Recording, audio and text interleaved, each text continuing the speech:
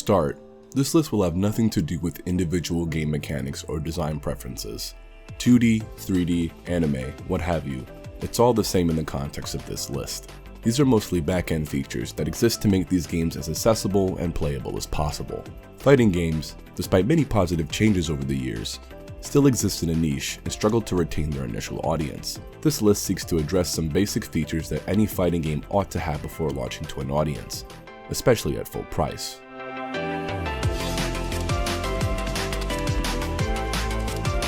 This section will serve mostly as a basic explanation rather than any kind of advocacy, as the fight for this feature has already been won. As of right now, it's essentially an industry standard that, if your fighting game doesn't launch with rollback netcode, it's essentially doomed to fail. Citing the fighting game glossary, rollback is an approach to implementing netcode in a fighting game that plays your own inputs immediately, and then rewinds and resimulates, or rolls back, the game if network delay causes inconsistencies. Rollback is the best known netcode solution for fighting games, since all your inputs come out without delay. The game feels like offline play, and clever design choices can often hide any network trouble as well, leaving you with a close to flawless online experience even across long distances. For more information on the specifics, Core A Gaming has the best video I've personally seen on the subject. It'll be linked in the description.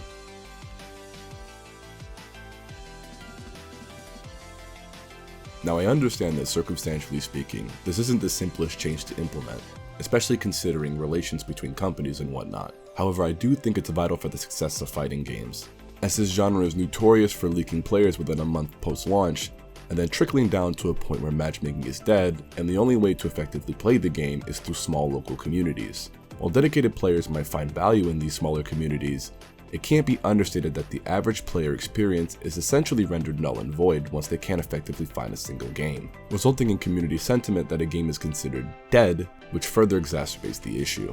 Crossplay isn't always perfect, especially between PC players and console players, as it often presents issues in the form of additional peripherals or just potential cheating. However, beggars can't be choosers, and in a genre that dwindles players notoriously quickly, we need some form of player retention and a unified community to keep games going.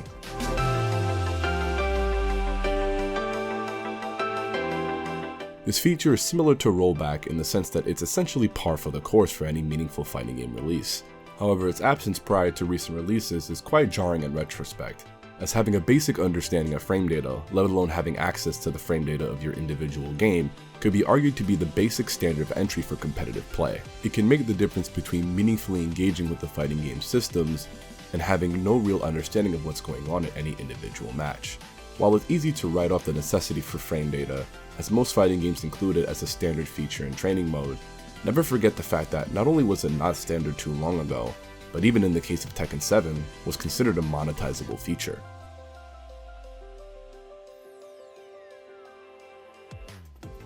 It's actually quite surprising how rare this feature tends to be, considering how easy of a premise it is to pitch. Training mode is arguably one of the most famous features in all of fighting games, yet the actual process of using training mode could be quite a bit divisive depending on the kind of player you are. Some people rather enjoy the process of studying their individual character's moveset and looking up the specifics of certain matchups, while for other players it could be a daunting process that feels akin to homework.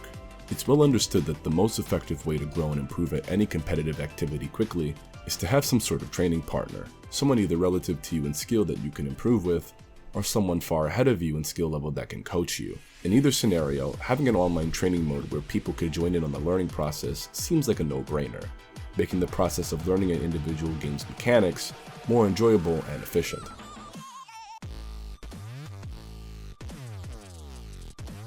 The quality of tutorials can vary greatly depending on the fighting game that you're playing. However, I think it goes without saying that there's still massive amounts of room for improvement. Some fighting games do a better job than others when it comes to tutorials. Personally, I find that anime games do a particularly good job of conveying its systems to the player and going into a bit more detail as to how its characters work. In fact, I would argue that most fighting games do a fairly good job of presenting its core systems to the player, a notable exception being Tekken, a game that's notorious for having many vital core systems of the game being unexplained in a way that requires players to seek out guides, something that honestly would require its own video to explain in detail. So instead of the universal system mechanics, fighting games need to better focus on individual character guides, as this is something that most fighting games still lack to some extent. Experienced players can take for granted just how unintuitive learning characters and understanding character archetypes can be in fighting games. Let's use Shotos in Street Fighter as an example. In Street Fighter 6, at the time of recording, we have at least 4 Shotos to choose from: Luke, Ryu, Ken, and Akuma. To an experienced player, the difference between these characters need not be explained, but imagine for a moment that you're a new player, and you're looking through the moveset of these characters. You notice that Akuma has significantly more special moves than any other character on the list. Why would you pick anyone else but him if he has the most moves? Surely he's the best character, right? Now obviously it isn't that simple, but in attempting to explain these concepts to someone with no real background in fighting games, you quickly realize that it's a bit more complicated than you might have realized. Sure, for any individual fighting game there are a wealth of guides out there that will explain to you what the difference between characters are, but I don't think it's unreasonable to argue that this sort of information should probably be explained by the game itself. Conveyance of information is one of the basics of game design, and knowing what a player does and doesn't know and how it affects their gameplay experience is something that every developer has to keep in mind. A character with a fireball and an anti-air isn't always a zoner, and a character with a command grab isn't always a grappler. If developers want more players to meaningfully engage with their game systems, they need to make the character selection process a lot easier to understand.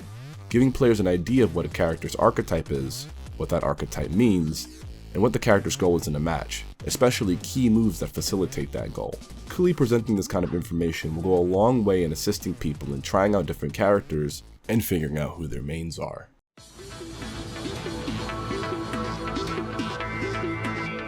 Now I understand that this topic can be a bit divisive, so I want to make my position clear.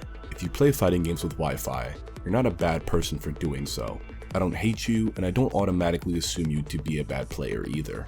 While it's fun to joke about this topic, I do think people ought to be a bit more good faith in approaching those who do play on Wi-Fi. That being said, however, at the very least in the case of ranked battle, I do believe that there needs to be a mandatory inclusion of a Wi-Fi indicator. Fighting games are incredibly competitive by nature, and as such, the integrity of the gameplay environment is something that people are going to take very seriously. If every match is going to be a measure of a player's skill, then you want the gameplay environment to be as accurate as possible, with no outside factors contributing to a potential win or loss. Players on Wi-Fi should still be allowed to play, mind you, but there should be an option to opt out. The best comparison I can think of is that using Wi-Fi on a fighting game is the equivalent of playing a competitive team shooter without a microphone. While technically permissible, it's not ideal and probably shouldn't be the standard for competitive play.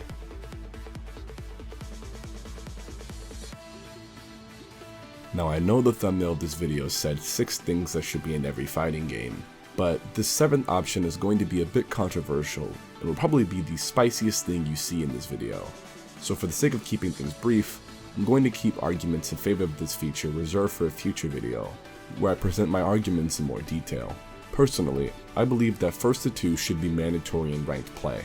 In other words, you should be required to finish the set. Now I know this is a spicy topic for a lot of people, and there's a lot of disagreement and discussion in different forums, so I'm going to save it for next time. However, I think the other entries on this list are quite reasonable, but if you disagree or have any thoughts, please let me know in the comments.